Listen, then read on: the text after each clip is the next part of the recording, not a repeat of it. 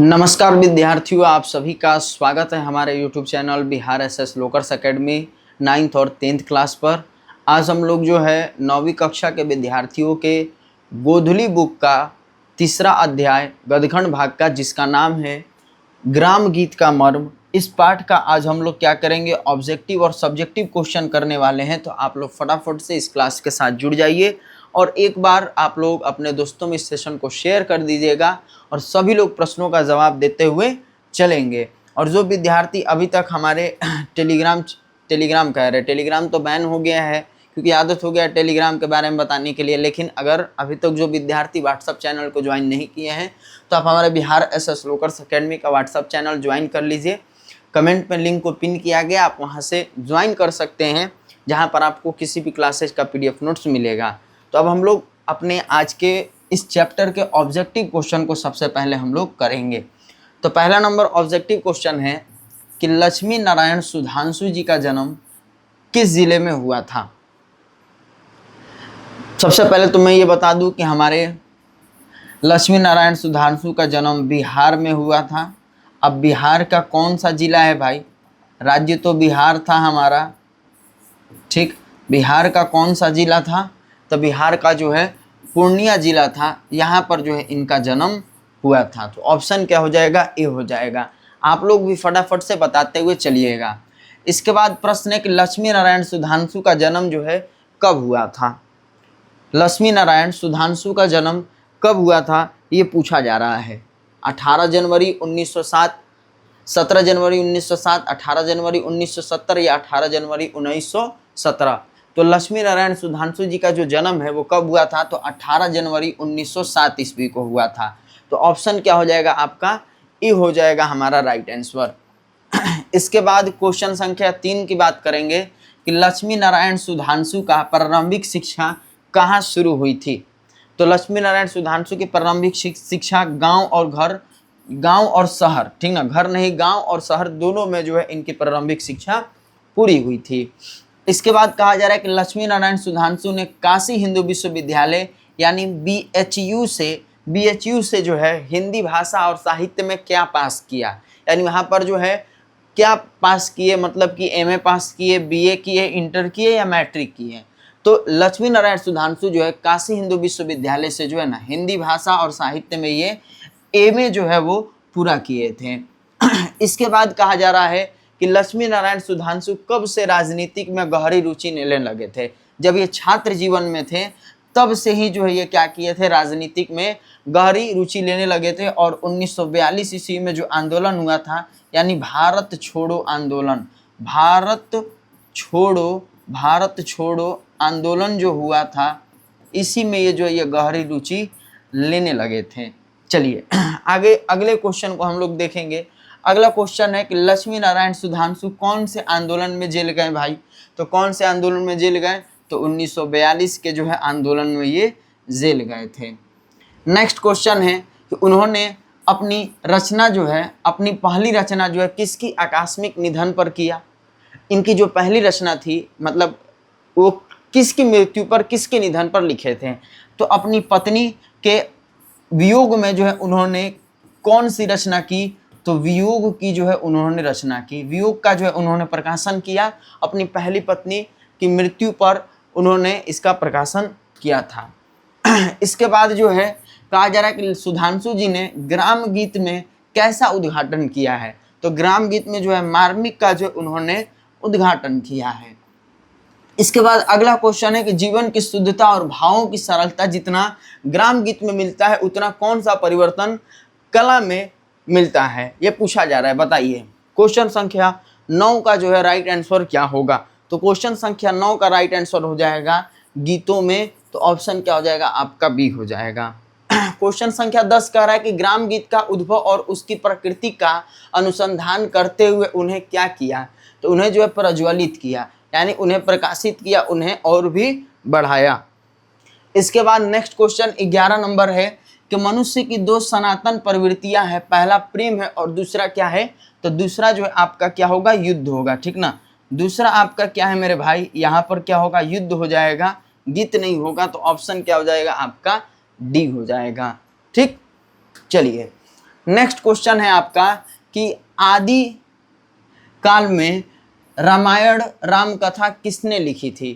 आदि काल में जो है, ठीक ना, किस काल में? आदि कवि नहीं, आदि काल में, आदि काल में रामायण राम कथा किसने लिखी थी? तो किसने लिखी थी? तो वाल्मीकि ने लिखा था। तो ऑप्शन क्या हो जाएगा आपका? ए हो जाएगा। इसके बाद नेक्स्ट क्वेश्चन है कि मेघदूत किसकी काव्य रचना है? तो मेघदूत जो है कालिदास जी की रचना है। फटाफट से आप लोग कमेंट में प्रश्नों का जवाब देते हुए रहिएगा हमारे साथ, और अंत में आप लोग जोड़ के बताइएगा कि टोटल प्रश्न में से कितना प्रश्नों का आपने सही जवाब दिया है। नेक्स्ट क्वेश्चन है कि किसको कर्म या क्रीड़ा के ताल पर रचे गए हैं? ग्राम गीत को, ग्राम को, गीत को, या इनमें से कोई नहीं? बताइए। क्वेश्चन संख्या 14 का जो है राइट आंसर क्या होगा? तो किसको कर्म या क्रीड़ा के ताल पे रचे गए हैं? तो ग्राम गीत को, ग्राम गीत को। नेक्स्ट क्वेश्चन है कि ग्राम गीतों में किनके नाम बहुत आए हैं? ग्राम गीतों में किनके नाम बहुत आए हैं भाई? तो याद रखना है किनके नाम बहुत आए हैं। तो राम परिवार के सदस्यों का। किसका? राम परिवार के सदस्यों का आया है। इसके बाद 16 नंबर प्रश्न है कि बच्चे किनकी कहानियां सुनने को ज्यादा उत्सुक रहते हैं? यानी बच्चे जो है किनकी ज्यादा कहानियां सुनते हैं? माता पिता की? बिल्कुल नहीं। पास पड़ोस की? बिल्कुल नहीं। भाई बहन का? बिल्कुल नहीं। भूत प्रेत का जो है, इन सभी का कहानी सुनने के लिए वो लोग ज्यादा प्रेरित रहते हैं। नेक्स्ट क्वेश्चन है कि ग्राम गीत के रचयिता कौन है भाई? तो ग्राम गीत के रचयिता हमारे जो है लक्ष्मी नारायण सुधांशु जी है। तो ऑप्शन क्या हो जाएगा? डी हो जाएगा। नेक्स्ट क्वेश्चन है कि ग्राम गीत में किस जीवन का चरित्र जो है कि चित्रण किया गया है? ग्राम गीत में जो है कहा जा रहा है कि किस जीवन का जो है चरित्र चित्रण किया गया है? क्वेश्चन संख्या 18 है। तो ग्राम के जीवन का, गांव के जीवन का जो है चरित्र चित्रण इसमें किया गया है। क्वेश्चन संख्या 19 है कि भारत की आत्मा कहाँ बसती है? तो भारत की आत्मा जो है गाँव में बसती है। तो ऑप्शन क्या हो जाएगा? 19 का ऑप्शन क्या हो जाएगा? सी हो जाएगा। उसके बाद 20 नंबर प्रश्न है। 20 नंबर प्रश्न देखिए, कह रहा है कि कविता का मुख्य भाव क्या है? तो कविता का मुख्य भाव है ग्राम प्रेम और ग्राम विकास, ठीक ना, गांव से प्रेम करना और गांव का क्या हो? विकास हो। इसके बाद 21 नंबर प्रश्न में कहते हैं कि कवि गांव में किसका विकास चाहते हैं? कवि गांव में जो है किसका विकास चाहते हैं? तो शिक्षा और जागरूकता का, कि शिक्षा हो और जागरूकता भी जो है बढ़े। शिक्षा भी और जागरूकता भी बढ़े, क्योंकि पलायन ये नहीं चाहते हैं, झगड़ा नहीं चाहते, अंधविश्वास नहीं चाहते हैं, तो शिक्षा और जागरूकता चाहते हैं। 22 नंबर प्रश्न है कि ग्रामीणों को किसके लिए प्रेरित किया गया है? बताइए। युद्ध के लिए, व्यापार के लिए, परिश्रम के लिए, या आराम के लिए? क्वेश्चन संख्या 22 है। क्वेश्चन संख्या 22 है। युद्ध के लिए होगा नहीं, व्यापार के लिए होगा नहीं, आराम के लिए होगा नहीं, परिश्रम के लिए, मेहनत करने के लिए। तो 22 का राइट आंसर ऑप्शन सी होगा। इसके बाद 23 नंबर प्रश्न है कि गांव की उन्नति से किसकी उन्नति होगी? अगर मान लीजिए कि गांव की उन्नति होगी तो किसका उन्नति होगा, ये पूछा जा रहा है। तो बताइए 23 का जो है सही उत्तर क्या होगा? बताइए आप लोग, 23 का जो है सही उत्तर क्या होगा? तो गांव की उन्नति से जो किसकी उन्नति होगी भाई? तो राष्ट्र की उन्नति होगी, ठीक ना, राष्ट्र की उन्नति होगी। तो ऑप्शन आपका ए हो जाएगा। इसके बाद 24 नंबर प्रश्न है कि ग्राम गीत किस विधा की रचना है? ग्राम गीत जो क्या है? तो एक निबंध है। तो ऑप्शन 24 का क्या हो जाएगा? ऑप्शन डी हो जाएगा। चलिए आगे हम लोग देखेंगे क्वेश्चन। अगला क्वेश्चन जो है 25 नंबर का आ रहा है कि कवि किसका प्रसार चाहता है? मतलब किसका जो है, मतलब कि प्रसार चाह रहे हैं, यानी फैलाव, किस चीज का कवि पर फैलाव चाह रहे हैं? ज्ञान और शिक्षा का, अशिक्षा का, बेरोजगारी का, या रूढ़िवाद का? तो रूढ़िवाद का तो नहीं चाह रहे हैं, बेरोजगारी का नहीं चाह रहे, अशिक्षा का नहीं चाह रहे, ज्ञान और शिक्षा का चाह रहे हैं। तो ऑप्शन यहाँ पर क्या हो जाएगा? आपका ए हो जाएगा। इसके बाद अगर हम आगे बात करेंगे 26 नंबर प्रश्न का कि कविता में किस भावना की प्रधानता है? कविता में किस भावना की प्रधानता हुई है भाई?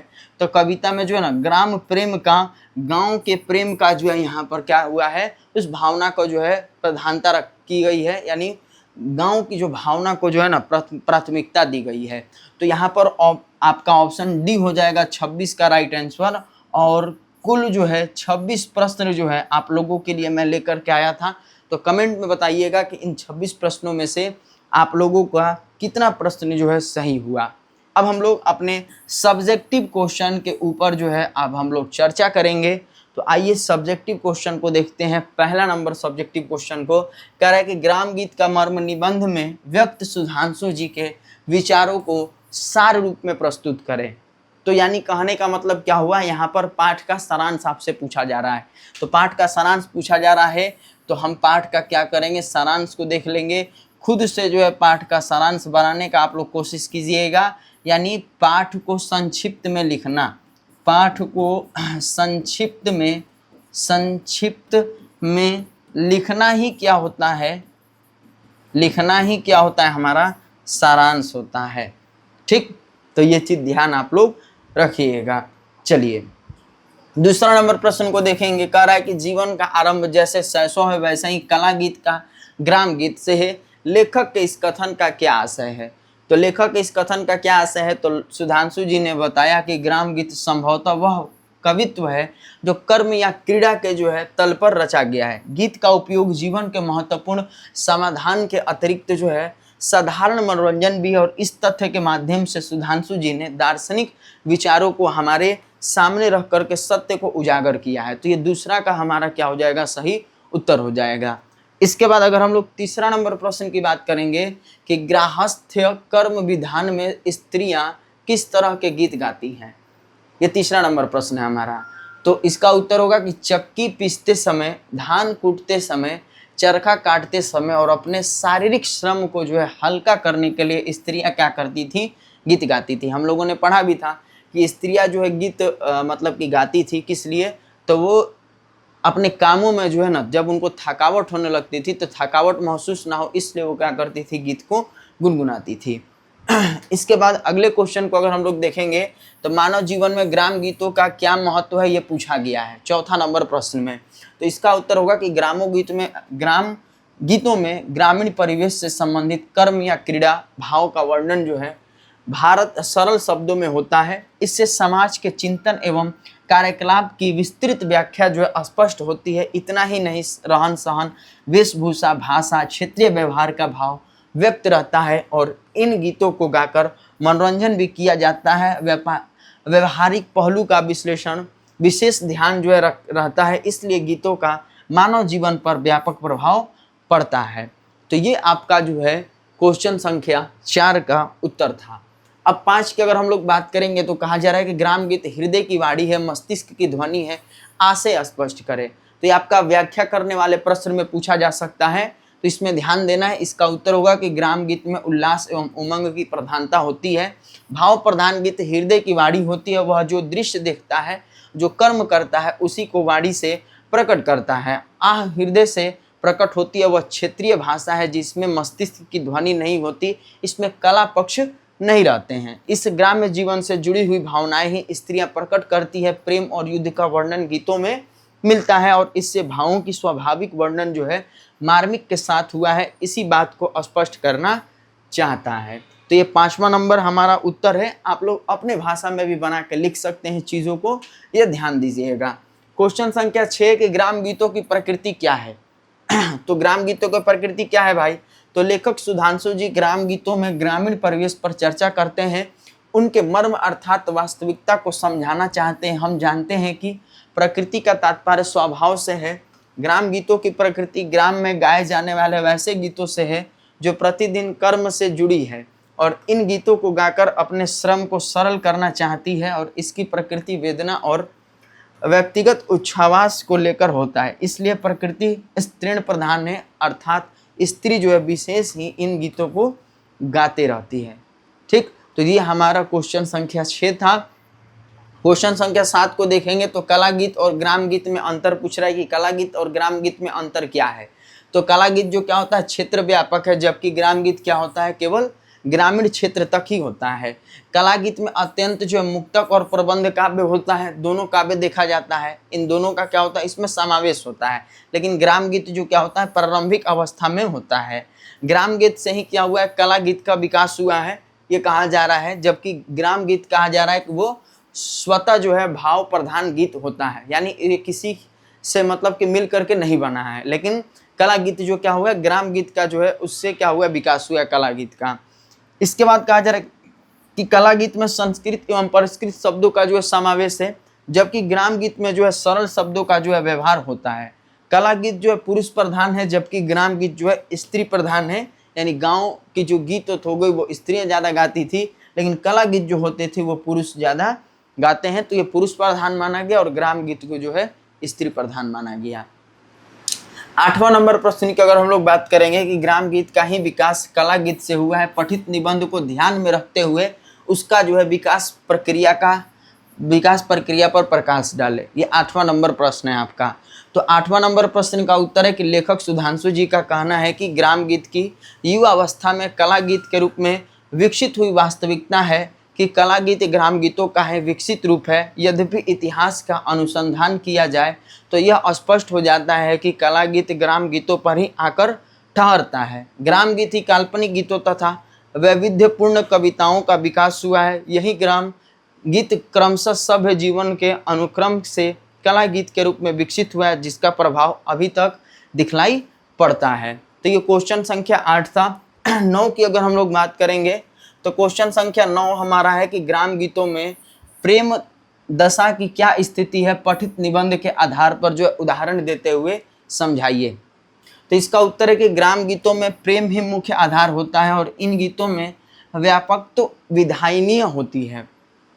जीवन में इतनी और कोई स्थिति नहीं।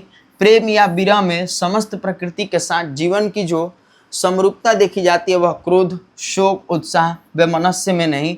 विरहकुल पुरुष, पशु, पंछी, लता, द्रुम किसी से भी अपनी वियुक्त प्रिया का पता पूछा जा सकता है, परंतु क्रोधी मनुष्य ऐसा कदापि जो है नहीं कर सकता था। यही कारण है कि प्रेमिका या प्रेमी प्रकृति के साथ अपने जीवन साहचर्य मानता है। इस प्रकार का साहचर्य अत्यंत जो है दुर्लभ है। तो ये क्वेश्चन संख्या 9 था हमारा। क्वेश्चन संख्या अगर हम लोग 10 को देखेंगे तो 10 में जो है प्रेम या विरह में समस्त प्रकृति के साथ जो समरूपता देखी जाती है वह क्रोध, शोक, विस्मय, उत्साह, जुगुप्सा में नहीं। इसका जो है आशय स्पष्ट करें, ये पूछा जा रहा है।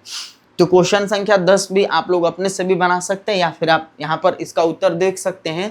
कहा जा रहा है कि लेखक सुधांशु जी प्रेम गीत का मर्म के माध्यम से स्पष्ट करना चाहते हैं कि प्रेम या विरह में ही समस्त प्रकृति के साथ समरूपता जो होती है, यानी एकजुटता, यानी समानता।